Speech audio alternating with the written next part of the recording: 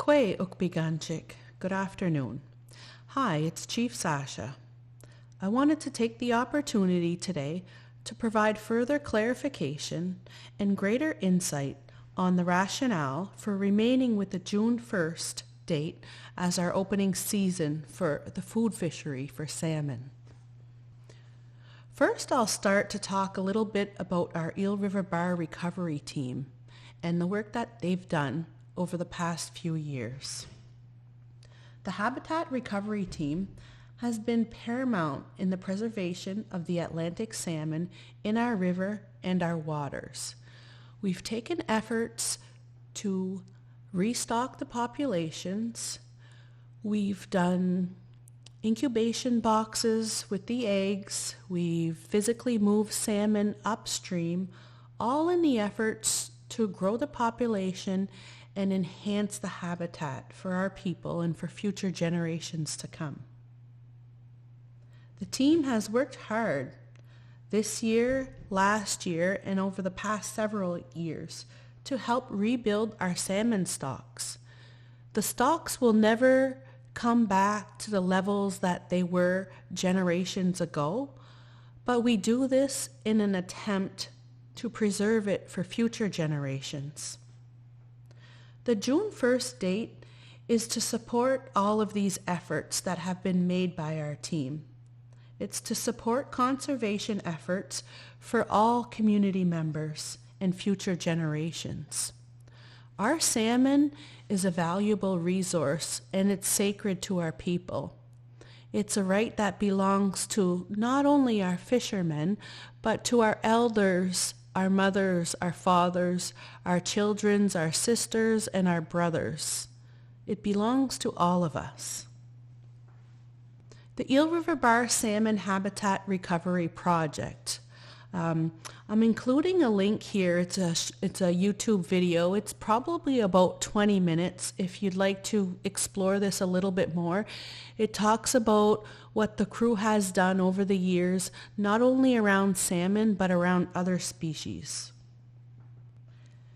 And we've also included some data sources, so don't just take it from us or don't just take our word, but according to the 2020 State of the Wild Atlantic Salmon Report, and this goes back to data from the previous year, in 2019, the Restigouche River was in the critical zone with an estimated 4,145 large salmon and 4,700 grill, returning to the river and its tributaries. The trend over the last 12 years is for a 46 and a 51% decline, respectively. So our stocks and our salmon population have been going down in the last decade and even previous to that. The Restigouche River zone has now been in the critical zone for 9 of the last 12 years. And if we look at the Gaspé Southern Gulf of St. Lawrence population, the status on the Atlantic salmon has been defined as threatened. I'm also including a couple of websites here for your reference. If you'd like to do some research, I would encourage that. If we looked at the Atlantic Salmon Federation, they have so much data that goes on to talk about our region, all of the different rivers, and also the Canadian Science Advisory Secretariat. There's so many stats out there online that we can look up, and it demonstrates that our populations are declining. So we do this just in an attempt to preserve the species maybe a little bit longer. We know our efforts alone are not going to save the salmon, but it's an attempt to, maybe so that our children and our grandchildren can experience this tradition as we enjoy it today. Here's just a visual graph displaying pre-fishery abundance of the Atlantic salmon stock. It shows in the thousands. If you look at the red graph way back to the 1970s, how much we had. And then if you look most recently in 2018, the red graph line is below the green line. So it shows that the line is slowly declining over time, like the stocks would. There may be peaks that go back up, but it's a continuous decline. Now here's just a little bit of information on black salmon, or also known as the black jumbo. These are salmon that have migrated upriver to spawn, and due to exhaustion, they decided to remain upriver during the winter months. They're mostly large females.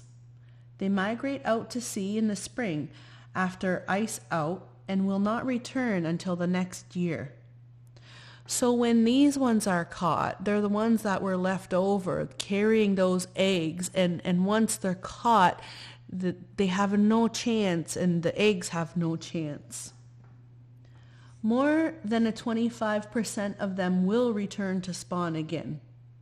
Some black salmon are stronger than others, only needing a month in the Bay of Chaleur and the Gulf before returning to spawn. In 2016, a tagged black salmon left the river on May 15th to feed and produce more eggs. It came back to the river system on July 3rd to spawn again. So what we're saying here is we're encouraging, if you see any black salmon or if you catch any black salmon in your net and they're still healthy, put them back in so they have a chance and the eggs have a chance. And we also encourage the delay till June 1st to give these fish a chance and to support our conservation efforts for future generations. And just a little bit of food for thought. Salmon to us Indigenous people and as Mi'kmaq and Ilnu is more than just a food source. It's always been a cultural significant fish for our people. We want to work together to preserve the species for our children and our grandchildren. And we view the fish as sacred, as we view the water as sacred. We all have the right to this fish, but with rights comes responsibilities.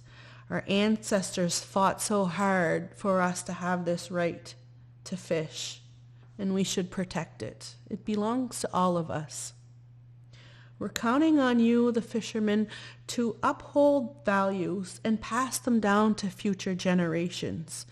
We certainly don't want to dictate to you how you go out and fish, but we would ask for your collaboration, keeping in mind all community members. I thank you so much for listening today, and I wish you all a prosperous season and a safe season. Walalin Msitnogama.